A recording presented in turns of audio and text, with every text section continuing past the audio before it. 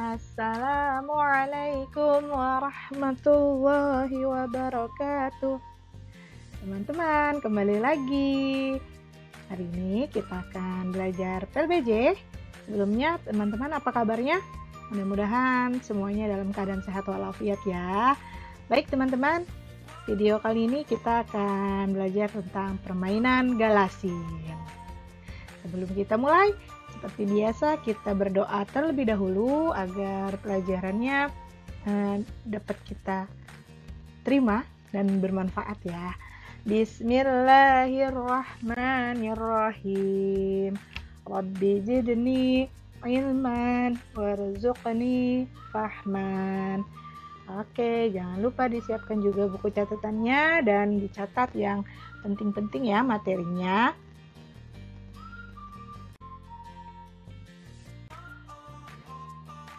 Jakarta memiliki beragam permainan tradisional.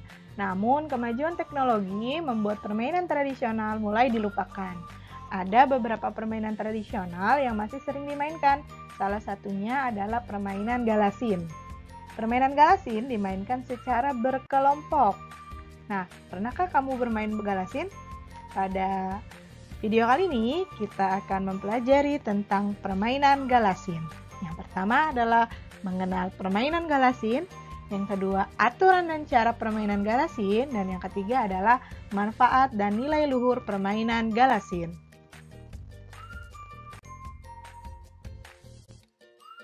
Mengenal permainan galasin. Galasin merupakan permainan tradisional yang dimainkan secara berkelompok. Ada dua kelompok, yaitu kelompok penjaga dan kelompok pemain. Setiap kelompok terdiri atas 3 sampai 6 pemain.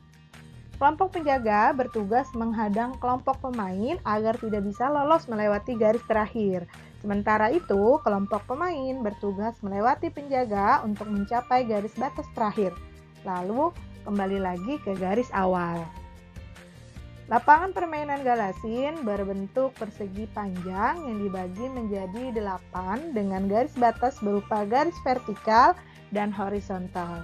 Garis batas tersebut dapat dibuat menggunakan kapur pada lapangan keras atau dengan menggariskan ranting pada lapangan tanah. Selain di Jakarta, galasin juga dimainkan di daerah lain. Di daerah lain, galasin disebut galasin atau gobak sodor.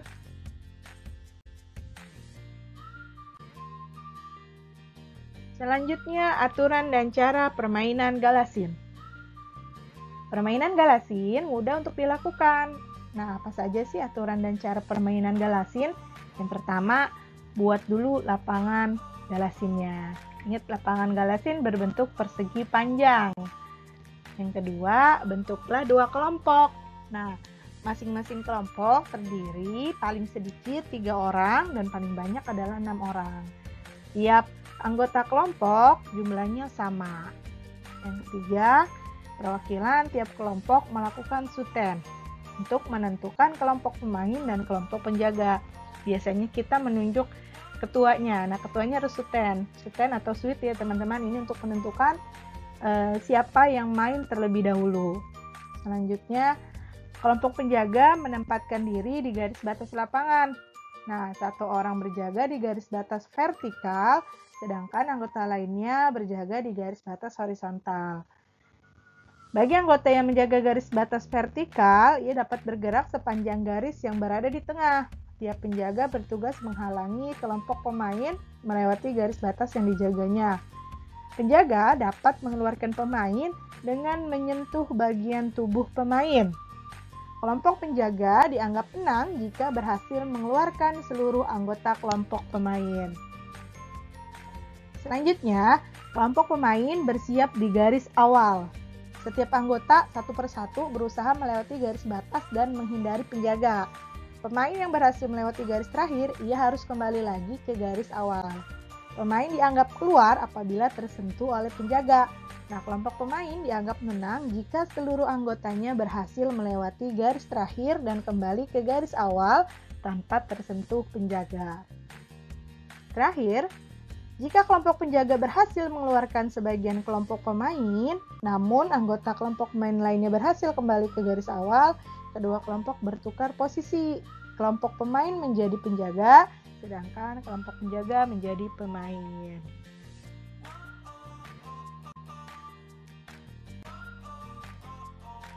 Nah, ini adalah gambar permainan galasin. Lapangannya berbentuk persegi panjang dengan garis horizontal, dan garis vertikal. Nah, garis vertikal ini disebutnya dengan selodor. Ya, kelompok penjaga yang berwarna merah ini menempatkan diri di garis batas lapangan di sini paling depan. Ya, satu orang berjaga di garis vertikal, nih di garis selodor, sisanya di garis batas horizontal yang lainnya. Seperti ini.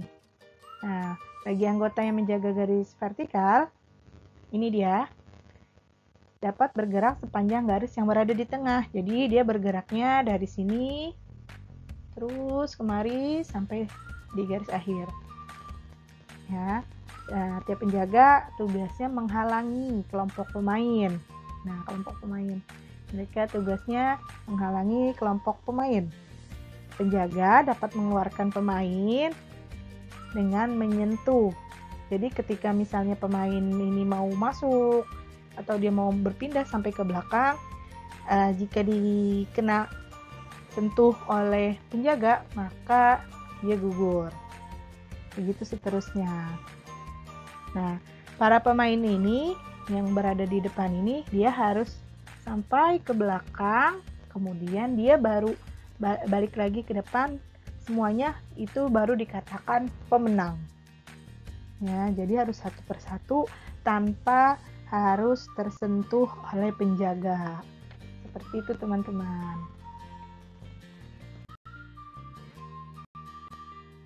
Ini juga sama seperti gambar sebelumnya, seperti ini, teman-teman. Ini garis horizontalnya, ini garis vertikal. Nah, dia bertugas menjaga satu orang. Nah, yang bertugas menjaga garis vertikal atau selodor, dia bertugasnya sepanjang garis ini ya. Jadi masuk. Seperti tadi penjelasannya hampir sama. Selanjutnya, manfaat dan nilai luhur permainan galasin. Nah, manfaat galasin merupakan permainan tradisional yang memiliki banyak manfaat. Berikut ini adalah manfaat dari permainan galasin. Yang pertama, melatih fisik. Permainan galasin harus cerdik dan gesit agar dapat melewati seluruh garis batas tanpa tersentuh lawan. Gerakan-gerakan menghindari lawan dapat melatih kekuatan otot kaki dan juga otot tangan. Manfaat yang kedua adalah mempererat persahabatan. Permainan galasin dilakukan secara berkelompok. Para pemain harus bekerja sama untuk memenangkan permainan. Kerjasama dapat mempererat persahabatan antar pemain. Manfaat yang ketiga, mengembangkan rasa saling menghargai. Nah, selain kerjasama, antar pemain juga harus mengembangkan rasa saling menghargai. Ketika kelompok lawan memenangkan permainan, kelompok lain harus menghargainya. Kelompok lain sebaiknya menerima kekalahan dengan lapang dada, karena menang atau kalah dalam permainan adalah hal yang biasa. Selanjutnya adalah nilai luhur permainan galasin. Nah, permainan tradisional biasanya memiliki nilai luhur yang dapat kita terapkan dalam kehidupan sehari-hari. Begitu juga dengan permainan galasin. Berikut beberapa nilai luhur dalam permainan galasin. Yang pertama, menciptakan persatuan dan kesatuan. Yang kedua, mengembangkan kerjasama antar pemain. Yang ketiga, menanamkan sikap sportif dalam kehidupan. Yang keempat, permainan tradisional terjaga kelestariannya, atau kita dapat menjaga permainan, melestarikan permainan tradisional. Dan yang kelima adalah memupuk rasa cinta terhadap budaya asli Indonesia, yaitu permainan tradisional. Alhamdulillahirrabbilalamin, selesai sudah penjelasannya Miss.